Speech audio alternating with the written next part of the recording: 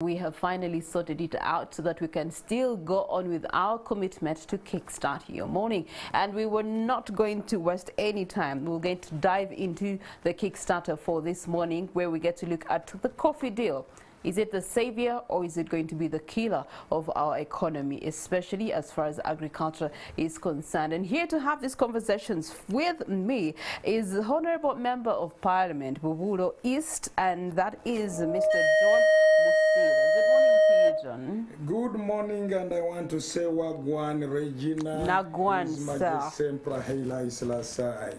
Ja Rastafari. Right. We are Pan-Africanists. Yes. And when we say Rasta, somebody thinks of something else. They think dreadlocks. People, yes. Maybe we should say Pan-Africanism. Okay. But did you have dreadlocks earlier? No, but have you seen me shave? I have seen you shaved right now, no, back in the day. I can trim, but not shave off. Okay, no. All right. You go back to the Bible, Regina, and you will find that Samson, Samuel, and many others not shaving. They were called Nazirites. Now here in the Bugis we call them Malaba. Malaba. Okay, you have heard of the river Malaba. Yes, I have. Exactly. So it's a river of Rastas like us, and we really respect it, revere it. Okay, all right. Exactly. And the Salvation Army? This is a fellowship. Okay. I go to a fellowship. All right. Exactly. Okay. Yeah. Member of Parliament, you're most welcome. Thank you so much. I'm glad that I'm invited here, right. Madam Regina. We also did have Brenda Akankwasa, who is an analyst when it comes to trade and investment with Citini. Good morning to you, Brenda. Good morning, Regina. How was your morning? I'm glad to be here. Good morning to the viewers out there. Okay. All right. So we're going to be talking about the focus on coffee and why is there a renewed focus at such a time as this, when we are post-COVID-19 and trying to find all means to reboot the economy. And we're asking ourselves a question over the many weeks that we've had this conversation appearing in papers on the floor of Parliament. Is it a savior or is it a killer, especially when it comes to the economy of this country? And I'll start with you, Honorable Member of Parliament. Why is the President hell-bent on defending this coffee deal? I don't think he's hell-bent. I am a member of NRM, and we have made great strides, especially the agriculture sector. Maybe you were too young, Regina, but this country has been, going through hell. That we had to come out to go and import at times, even crudely. Those of us from the border with Kenya, we were beggars in Kenya at all times for food and whatever. It is this same government, through so many policies and programs, maybe you were not yet born, we had the plan for modernization of agriculture, we had the NADS, we have had OWC, which you saw, and now we are moving to the parish model. And that one catapulted our country into now an agricultural base and the granary of the region. Remembering that Uganda, in the traditional East Africa of Kenya, Uganda and Tanzania, Uganda has 50% of the fertile soils. That is why one of the stanzas of our anthem talks about fertile soils. Maybe they are no longer so. We have to change that anthem, but that is it. 50% of the fertile soils of all East Africa are found in Uganda. So NRM catapulted us into the basket of the region. You should come to eastern Uganda when we are harvesting beans, maize and whatever, and you will see how many Kenyan trucks are in Uganda ferrying this to Kenya. You see that. In Rwanda they do so, the Rwandan border, the Congo side, the whatnot, all over. Now, the most successful has been coffee. From almost maybe below 1 million bags of coffee, now we are above 6 million bags of coffee exported, especially last year. And we are soaring high all the time. Now, that alone shows that there has been a lot of success, especially in the coffee sector. And also regulations from Coffee Marketing Board in 1994, we went to Uganda Coffee Development Authority, which has done wonders, giving seedlings, everything like that. In Bugisu, the old plants of Nyasaland, SL 28, SL 14, which were older than me. I'm 58 now, but they were over 100 years old. We replanted, and this is why there is soaring production of coffee in this country. Now, we want to say this document here, this agreement is the killer, is the killer. Just write that.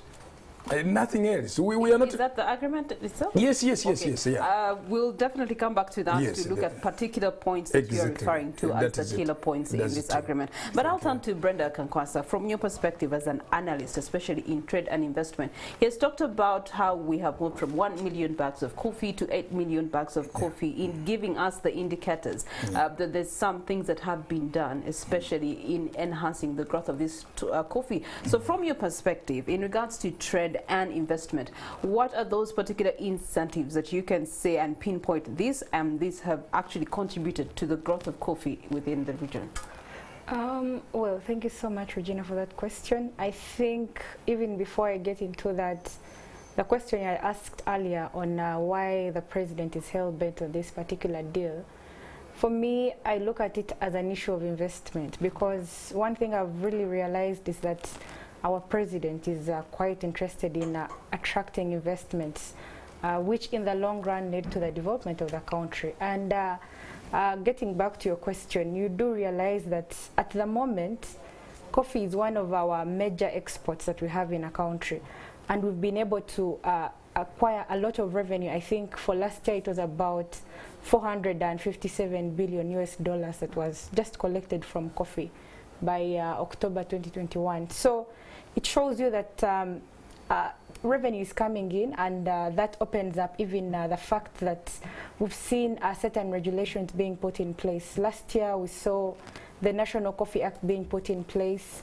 We've had other investors, like we have a big coffee plantation in Mobende, the Kaweri coffee plantation. So there's been that effort to try and look at how we can be able to enhance our growth and our exchange in terms of coffee.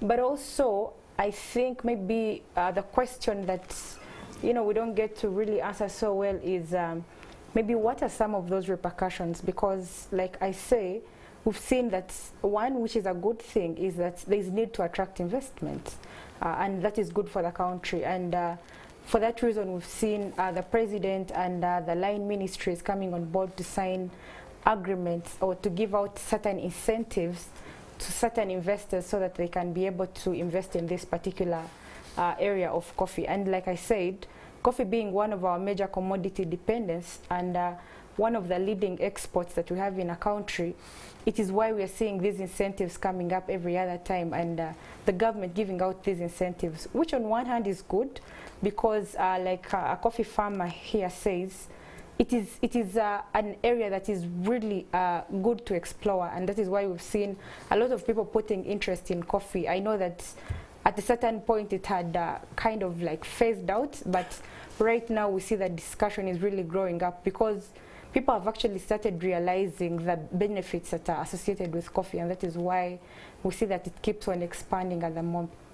Okay, all right. Now, we do have Brenda here having mentioned something paramount. She's talking about need to attract investment. And we agree with that, because in the inauguration speech for the president, in the last swearing in, he talked about how the country has surplus. And we need to make sure that we turn that surplus into value that can add, to the economy. So I do agree with him from that standpoint of view. However, let's talk about the need to attract investment versus boosting the local chain of coffee commerce. From your level as a member of parliament, what are some of those things that this coffee deal has now brought into picture that would rather boost the local chain of commerce in terms of coffee rather than depend on investors to boost it? I cannot be on the mark with especially the Coffee Act 2021, but promotion of development is first by the citizens. Objective number 10, number 11 of the 29 objectives of our constitution.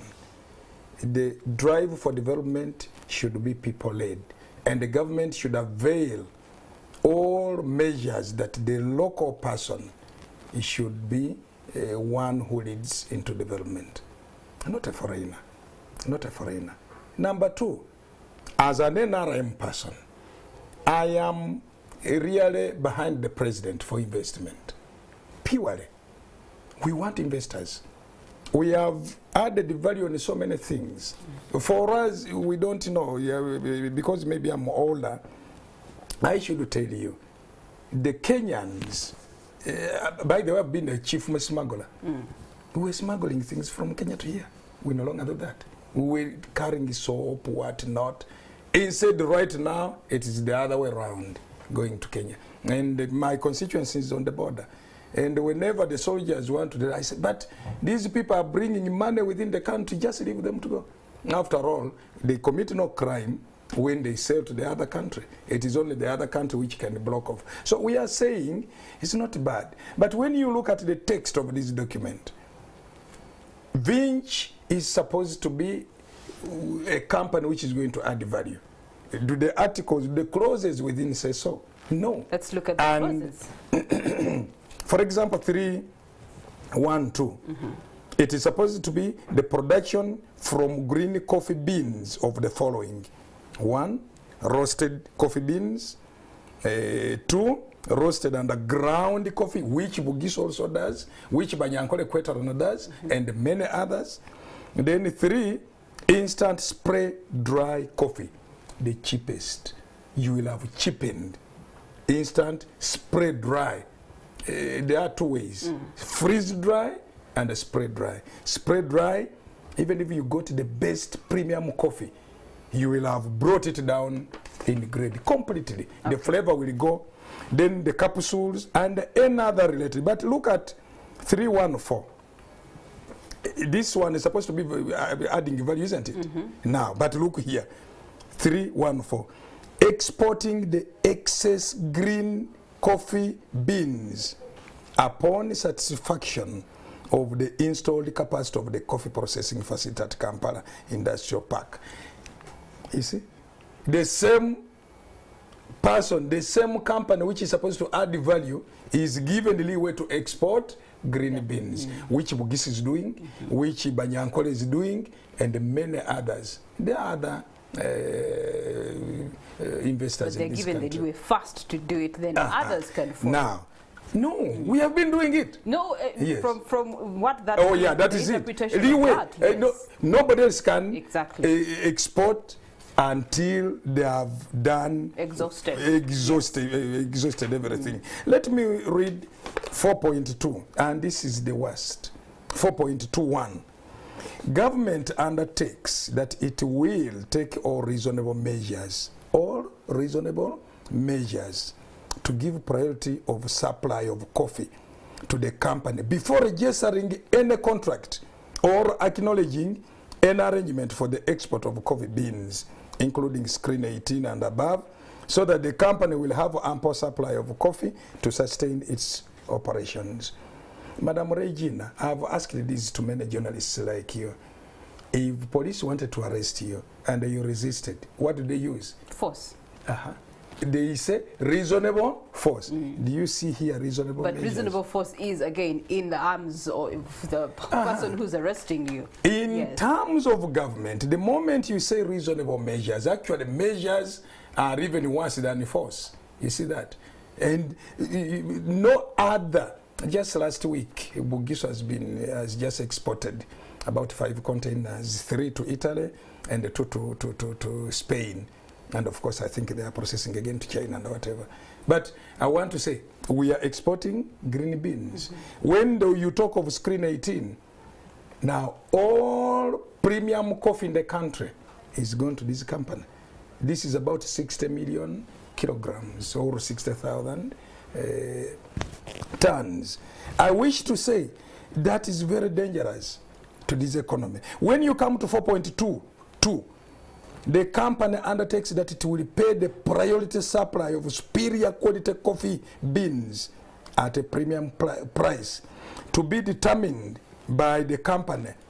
But in case not lower than the price approved by the relevant authority. Which comes as a cheating point, because how is it then they have the power to sell at a premium price, but they get to determine what the premium price is? That's why I want to find out from Brenda, in your capacity, trade and investment, how contradicting is that particular statement, that they have the power to set the price and also decide when it's applicable? You know, Regina, a lot of the statements or clauses in this particular agreement are actually controversial in that sense. And to even start with that particular one, the fact that they have to determine the premium price. And one thing that the argument that we had actually when we were in Parliament is them determining the prices. What does it mean even for our economy? Because what amounts to the premium price, because it is not expressly stated in this agreement. But it is even beyond just that particular clause. A lot of clauses, and for me, like you had earlier on asked, the question of investment shouldn't actually be tied on is it local or foreign investment. I think we should be recipients of maybe the foreign investments, if well negotiated, because we do need the foreign investors to come in place. But we also need to boost the local investment, because there's no way we shall be able to achieve NDP 3 or industrialization if we are not boosting local production. But when you look at this particular agreement, and Honorable tried to bring out most of these clauses, the flagship is the fact that they're actually given an added advantage, which is the incentives. Given land tax exemptions in the existing laws, and which those fall under the category the government has the powers to have reasonable measures. Exactly, and government even commits to pay the taxes which are not allowed by the laws of Uganda, meaning those that are not catered for in the Income Tax Act, in the Investment Code Act, all those government commits to pay to them. Now, that wouldn't have been a problem. But on top of that, we see this particular company still being given an added advantage. For instance, that they're the priority when it comes to supply. You must supply them first. And that is where this concern of the local... So before Bugisu Cooperative can supply to the rest of their clients independently, they have to first go through this channel. It has to be supplied to full capacity. And like we've always said, when we talk about these issues, we also need to look at the major... Elaborate full capacity in your understanding? No, in this particular agreement, they show that they will be operating from about, is it 27,000 to 60,000 tons. So they're even not clear, because, for instance, if today they set up maybe a facility that can only accommodate 28,000, it means it is one that is considered in this particular agreement. So it means if, for instance, that Uganda as a country, we have the potential, like we saw last year, about 280,000 tons that were being exported. So it means that if they buy, let me say, 27 tons, that they will do the value addition, they still have the excess, which they are going to export as green coffee beans. So that takes us back to what is the rationale for this particular agreement. And I was going to tell you that when you look at the global dynamics of the coffee value chain, we have particular challenges affecting coffee in Uganda, but also beyond Uganda. One of them being an issue of value addition. So when we see an investor coming in place talking about value addition, it should look as an advantage. But then when you dig deep into it and you realize the potential or the amount of coffee that we are producing as a country vis-a-vis that is going, because if they say full capacity is up to, they're taking up to 60,000 tons, it means that most of that coffee will actually still stay in a raw form. And then on top of giving them the priority to supply, to be supplied first, you're even giving them leeway to export green coffee beans. And you know what that means, Regina? So does this still fall under this person and this company being investor? Yes, it is an investor, who has a particular company. By the way, a company that is registered as a Ugandan company. And you know what that also means? What does that mean? It means that if you put maybe incentives targeting local companies, this company actually qualifies. So even when we talk about foreign investors and you say, you know, we don't want foreign investors, this so is a Ugandan in light company. of what you're saying is that ideally this would be operating as a Ugandan company. Exactly. It is operating as a Ugandan company. Yes. But it's having all these leeway and incentives given to it over the other Ugandan companies. Now, isn't that contradictory? It is contradictory. And you see, one issue we've always said is we have local investors in place. We do appreciate the work that is done by the Bugisu cooperatives. We do have leading exporters in place like Ugakof, like we have big plantations like Kaweri. We know they've also been given incentives in one way or the other. But they don't amount to these. The question yet they have been in the industry and business. They're holding it from the ground. So when you look at the incentives that are awarded under the investment code, because it's actually another challenge, we have laws that award incentives to investors, especially the investment code. But when you look at this particular agreement, it is actually not in line. There is a clause that talks about employment, and it says they'll be employing about 247 they'll be giving 247 jobs. When you read the investment code, it says for you to qualify, you should be, for incentives, you should be employing at least 60% Ugandans. Locals or now this agreement just says 267 people, meaning even if you're employing 2,000, as long as there are those, the ratio is not determined. So in fact, if you want to talk about the controversy in this particular agreement, we can go clause by clause because each particular clause has its particular challenge or reasons. And maybe just one last one on the issue of the tax incentives. Government has made a commitment to the World Bank at the international scene, and I know that at the moment they are developing the tax expenditure governance framework. Under it, they talk about the issue of awarding tax incentives and how they are to be monitored and regulated. But mostly, the issue that for you to be awarded incentives, you should be coming in place to analyze a particular problem. So right now, what we would want to see is this particular company saying, here is the problem. We've seen that a lot of revenue is lost because we are not adding value, we are exporting growth. And so we are aiming at value addition. But if we see a clause talking about exporting green coffee beans, then it means that we're actually not solving a problem, thus not being entitled to these particular incentives. So I think that is where the challenge is. Okay. All right. Back to you, Honorable Member of Parliament, Musila. We want to find out, have you had a conversation with the Bugisu cooperatives, people back in your constituency that are engaged in coffee directly? Have you had the privilege of explaining this deal to them and how it would affect them, and in turn, what has been their responses? More so, their recommendations. And as a leader, how are you making effort to actually explain to the farmers who voted for you that this issue is going to be changing the face of the economy as far as coffee is concerned? When you ring fence, the catchword, especially started by President Museveni, is ring fence. We are saying this is a concrete wall fence of this company.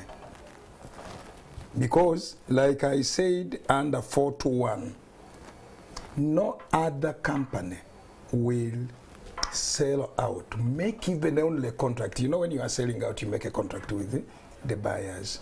You are not supposed to do that. I've just read it to you. Priority will be this company. And you know, premium, because the law here says including screen, I mean rather the close, screen 18 and above. In the Bugisu we have 17. For us to produce double A. And double A out of 100 kilograms of parchment, you only get 10% of that. So all the premium, and you know, collecting 60 million kilograms or 60,000 tons is quite big if this company comes to deliver. But you asked me about whether the farmers, we have just had an AGM in the Bugisu, and the farmers told us no. We will get killed. We will simply simply go into another monopoly like it was some time back. We have had coffee wars in this country, beginning from 1930. In 1929, after 1902, 3 like that, and in Bugisu 1912, with the Reverend John Rusco, the colonial preacher who brought coffee in Bugisu Arabica, especially. Now, by 1929, there was coffee boom. And the same kind of mechanisms were made by the colonial government. By 1931, people simply left the coffee in the bushes. Some of them uprooted them. You see that? In 1948, we had here in Uganda, Ike Musazi, Ike Kangabe Musazi, leading the farmers' riots, and they spread around the country. In Bugisu, we had people like Motenyo, Kitutu, and the others. Now, if you touch the coffee industry, you are touching the lifeline of 12 million Ugandans. And let me tell you this.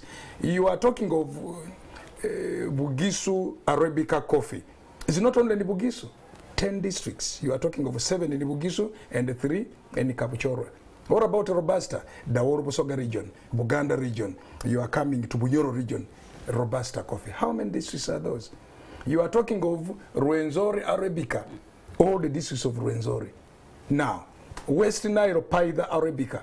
You see, you are talking of so many districts of Paida. The livelihoods of 12 million Ugandans shouldn't be affected just by the stroke of the pen.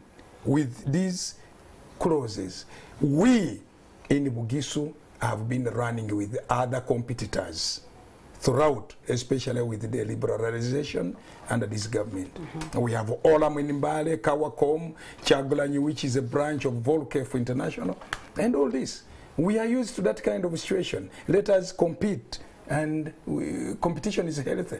But when you now wall fence one company, it's like you are coercing all the Ugandans. But you know here, let me just repeat this, 421.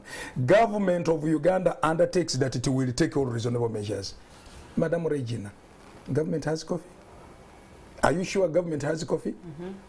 Suppose the farmers said, no, we are not going to. Yes, the law says they should be punished here and now. But they can simply say, we are uprooting our coffee. So what happens to the economy? Like it was in 1930, 1933. It can be trouble. Like it was. Let us go back into history of this country, to be sincere. In the 70s, 1976, many of our farmers in Bugisu uprooted the coffee. After the brief magendo, you know, taking to Kenya, I was a bit young, around 11 years or so, 1976. But people uprooted the coffee. It has taken NRM almost 30 years to re-establish this industry. We don't want to kill it. We don't want to kill it. Okay. It wouldn't be good. We don't want to kill it. That's his statement. One of the killer things in there people have noted is that an investor using the promise of land from the government as basis for seeking extra funding from banks. Exactly. What's your take on this particular incentive, reasonable measure as it's being called? The land is being given to them, then they get to use the land to secure themselves a loan in the bank to do their business in Uganda, in light of the fact that it's a Ugandan registered company. I think that exposes the fraud in this particular thing. But even when you look at how land is allocated to them in this particular agreement, they say they are given land to use it as they deem fit. You know what that means? That even beyond just coffee, they may use the land to, you know, and that is why we are seeing them mortgaging the land, maybe, because this particular agreement gives them leverage to use the land as they may deem fit. So it even takes you, and there's even a particular clause that says, because the lease is for 49 years. Yes. Okay, so they are promised land for that long period. Yes. And then, and a question that actually comes up is a question of what happens if, because the agreement also gives them the liberty to sell that land. Yes, to sublease this particular land. Yeah. If the 49, because I was going to say, how do you sell land? if the 49 years are still on. So, for instance, if after the 10 years for this particular agreement end, and they still have the lease for 39 years, they can sublease it to anyone. Ideally, would have thought that the agreement would make it mandatory for this land to be given back to government by putting a clause that is strong to an extent of shall be given to government. When you look at this particular agreement, it only says on this clause 8, it says they may give it, government may be given the first priority. What that means... But first priority in selling. Yes. It is selling. So please give us the clear writing there. The clear writing here, exercise of transfer option. The company may exercise the option to sell and transfer the plant to the government of Uganda or a third party. It is understood and agreed between the parties that if the company opts to sell the plant, government will be given first priority to buy back the land. Yes, that has been given freely to them. Yes. But on top of that, so Regina, buying in terms of there will be some monetary exchange, or it will just be signatures again to revalue. What is the implication of sale?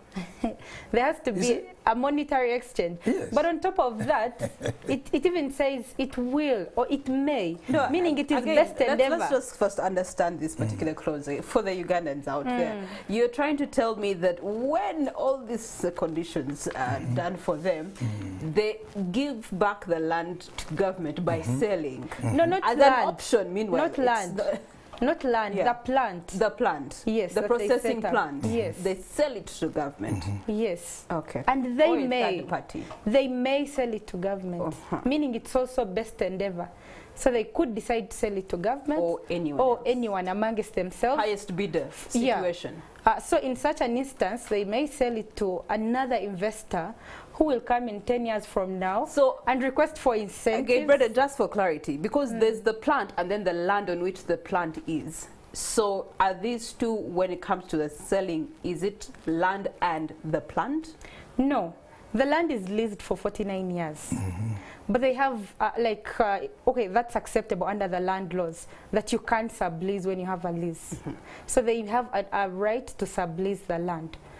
But on top of that, on the land, they set up a plant, the coffee processing plant. Yes. So at the moment, after the 10 years of this particular agreement, if they want to sell that plant, then they may sell it to government. Government will be given the first option, or any other third party, since it is. Can I give you a bit of information, Regina? Please do.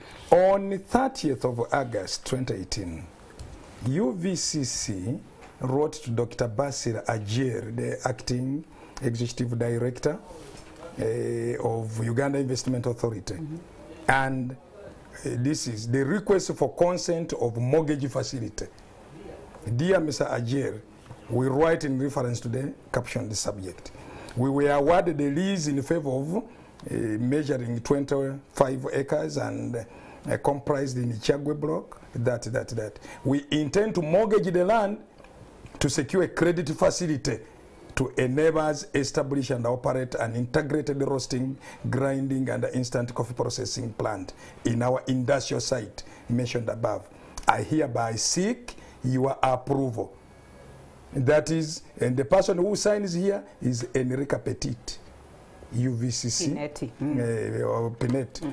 Now, 9th of August, but the response came earlier, on the 3rd of August, and it is written today, Managing Director of Vinch, consent to mortgage land.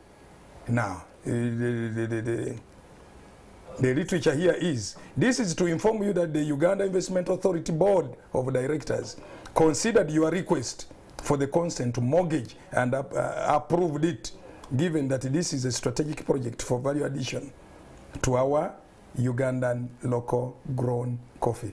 Therefore, Uganda Investment Authority hereby grants consent. So the Uganda Investment Authority gives consent to a request that is not yet put in, according to what according to this, yes.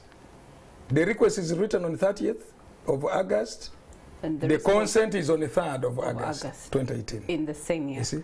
But right. The most important theme of it, the person is using the land to get money.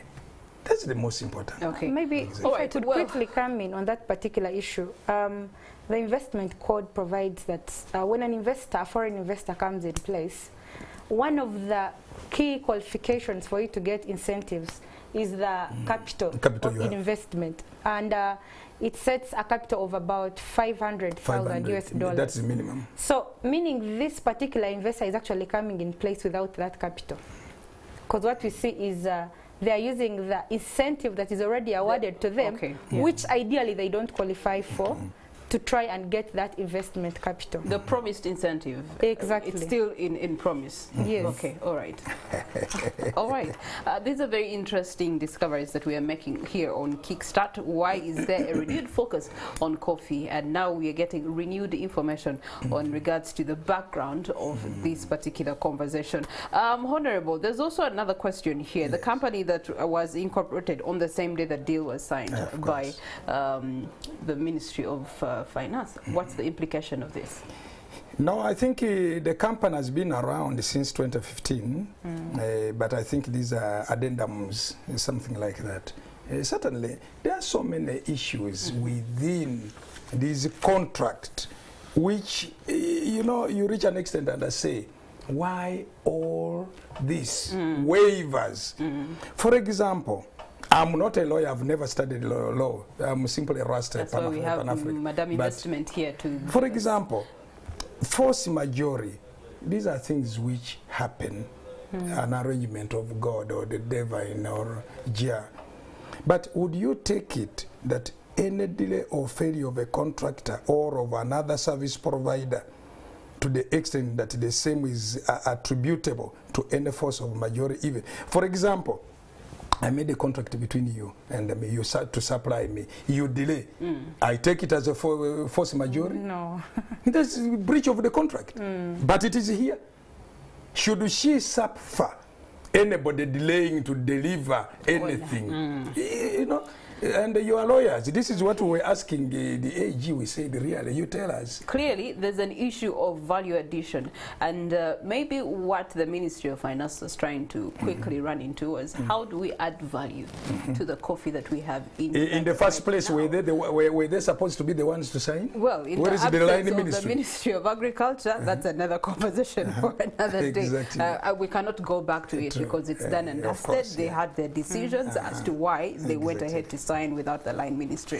But now back to Brenda here in investment. As far as investment is concerned and trade, we are looking at value addition solutions here. Maybe that's what they're trying to bring up here, that how do we add value to the coffee that we have? So I want to ask you, what do you think are some of those value addition things that on the side of government should be done to boost the coffee economy, to tap into the fact that we're one of the biggest distributors of coffee on the global market? And what are some of those options that we have on table?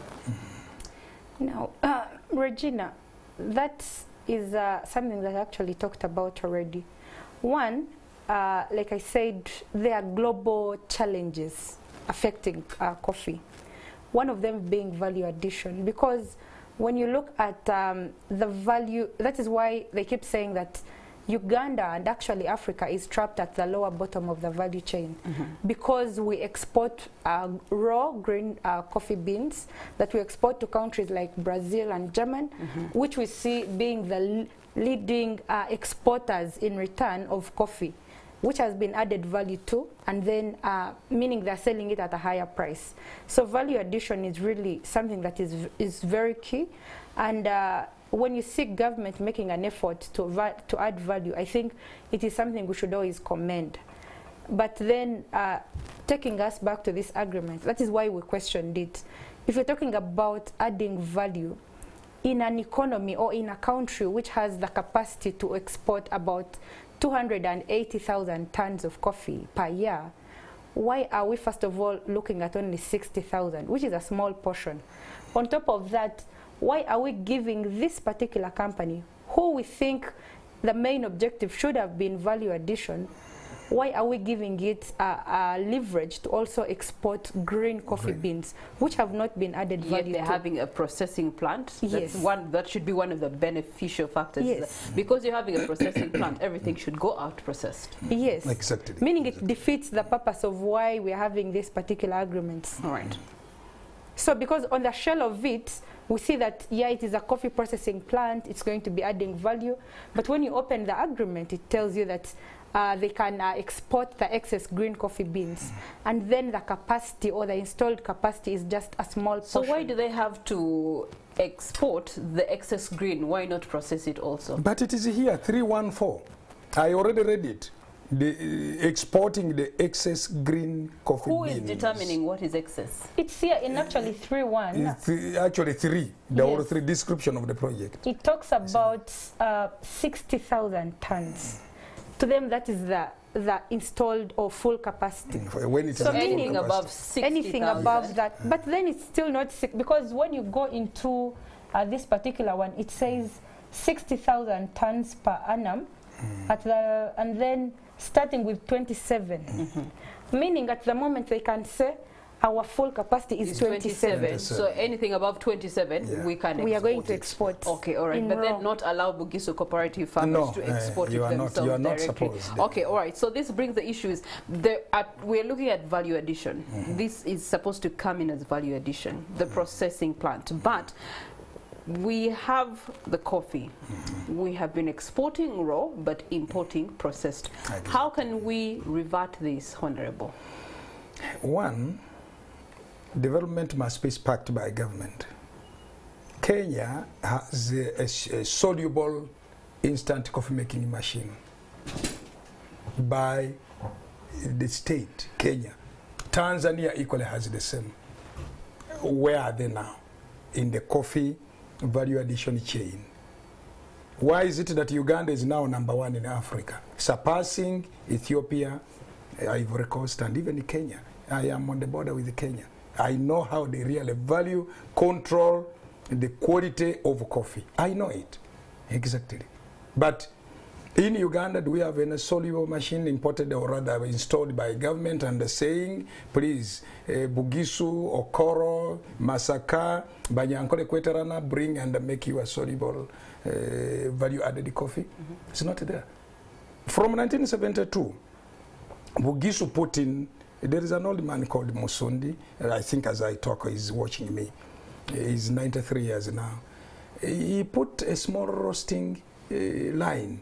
We have just added with about some part of capital of about $500 million, and it is now wide. It can roast up to 100 kilograms per day. You see that? I just, when we go out of this studio, I will give you that coffee, ground coffee, powder coffee. Test it and see. Why can't we get such expand on that particular investor who has shown incentives and the capabilities for us to do it on a larger scale? Exactly. Yes. On a larger scale, we can do that. But the other issue also, coffee is a very complicated commodity.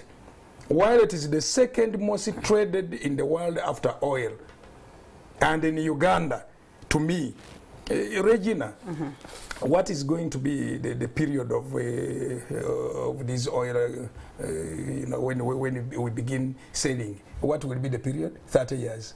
Am I right? Yes. Coffee has been here from 1903. You see? So it is renewable. These artificial resources renewable. Oil will go, gold in Karamoja, Busia, and the Bugisu will go, or in Mubende, but we will have coffee moving on. That's why we don't want to tamper with it. But UCDA is given that mandate. The new law is given that mandate, the Coffee Act, to support. If we went through the excerpts of this law, for example, even only selling, for example, this company will be contravening, you are a lawyer, 44, Article 44, I mean Section 44 of the law, levy on coffee exports. It have been scrapped off. It's scrapped off and put under the carpet. You know, the promotion to support establishment of instant granulated soluble and roasted coffee. Fine, that is okay. That is okay. But give it to everybody else, especially those already in the business. And you are Ugandans. Possibly that's why it is a company registered as a Ugandan company to get all this. Yes. But how we wish that this goes across the board to all those who are doing it in this country. Now, Regina. So there's selective consideration of who gets to be a market player. Exactly. The catchwords are ring fence. I have brought a new one. Concrete wall fencing is the problem here. Vinci has no problem if it is not concrete wall fenced. We have no problem. But we are smelling a rat. We can see the hyena on the trail of blood. Okay. We see it. But you refuse to eat the rat. Yeah, of course. Back to you, Brenda Kakwansa. I mean, Akankunda. Now, in trade and investment, you have talked about the capacity that we have. And in this agreement, they have up to 60,000 that they can consider, starting with 27. That really gives us an indicator that we have a lot more this country can offer over the 60. So we have 60 and above. That still remains to the Bugisu Cooperative, the Banyankore Kweterana, and so on other players in the market. Why not enter the business like any other normal person? For this particular investor, that is the question that we've actually been asking. And not just any normal person. We have certain companies that are leading exporters like Ugacof that have been in place, tried and tested. And you know, when you talk about investments, I think for me that an issue of audits should really come out in a sense of if an investor or a company is coming in place, can we carry out investment audits? Because you're trusting this particular company with a lot of incentives. Can you be assured that there's an economic benefit that this country is going to get from it? After that 10 years tax holiday is done, that we shall be able to keep in place or see this company still operating. So can we look at companies that have done it, been in place for years, and instead of bringing in a whole new company, give these incentives to these particular companies because they've been in place, and this is just a way of saying, we are supporting you to continue operating. And one other thing, by the way, is much as we're so much interested in foreign investments, I recently visited one of the biggest plantations in Africa, actually if not the largest, which we have in Uganda. And you realize that with all the potential they have, they still cannot process or add value up to the point of consumption. Do you know why? Because the mother company is based in Germany. So what that means is they have to they have to export it when it's raw, so that the mother company does the value addition, and then we import when So meaning even when we look so much into foreign investments, we need to be keen and cautious of what exactly is the end goal or what are their benefits, because if a company has been given all the incentives, it has the potential. Why can't it do the value addition? All right, finally, Honorable Musila. Yes, please, back to government. Yes. You are of NRM. The NRM government believes in liberalization, but then we're seeing monopoly of the coffee here in this conversation. Those two do not sit in the same sentence. You did have an NRM caucus in a few hours ago, actually. Did this discussion come up, and what are the resolutions? It came up, and ferociously the president faced, actually, I'm sorry, I'm not a spokesperson of the caucus of NRM and neither the party, but I can give you the overheads. It came up amidst other things like security in Karamoja, the prices of all commodities in this country. So it came up, and we talked about it. We showed the president what exactly we are talking here, and to some extent I think he also seems to have noticed and said, oh, that was bad, this is not good, can you sit down and maybe redraw or something like that. We have lieutenants. If I am given custody of a certain line to run this country on behalf of the president, and he has those powers, I should serve him genuinely and rightly so. But I think, you know, there is something which comes up always whenever there is such a thing, that our countrymen, those in custody of public affairs, want to slot in 1, 2, 3, 4 things. making our government to look bad, which is not good. To me, that is very, very bad. Some of the clauses here is not that we are saying the I just want to ask, yes. which particular ones was the president not pleased with? 4-1, 3-1-4, and many others I may not cite off head. Yes. So these are the issues, and we brought it to him. Possibly the president didn't know. We said, no, this is not good. And the way forward from that discussion? And the way forward is to review. I mean, I'm not speaking for... Yes, you're not. Yes, yeah, but I'm saying, at least I heard him say, yes, we can look at such things. It's not good. He was also displeased with that kind of thing. All right. Exactly. So all in all, Madam Regina, I know we are coming to the end. We are not against any investor. And we have done very well so far in this country. Okay. But this same investor, look at Luboa. What has happened? You know, we have to get the profile. As you wrap it up, Honorable. Yeah, exactly. We have to look at somebody or a company. What is the track record? Okay. It becomes very, very important. All right. Well, thank you so much for having opened our eyes to more truths in regards to this agreement, which we have with us here in studio. I'm pretty sure you have now found the answer to whether coffee, is it the sector savior or the killer? Now, you can judge from their submissions if that is true or false from the things that they have talked about. But we get to pin out one thing, is that over and over again, the intention is to add value to the things, the riches that we have as a country, Uganda, coffee being among those. And let's push for value addition as members of parliament, as trade and investment, but also as you, the end user, and the one who's at the bottom of the chain, a farmer. But we believe that at the end of the day, it will all come to good. Well, coming to end is Kickstarter. We do have Tech Note with Chris Igenyi, so please do continue with us on Morning at NTV.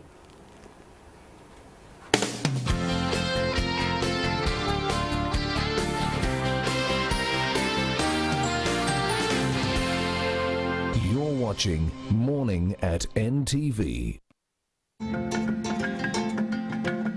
Imagine a country with people that love it.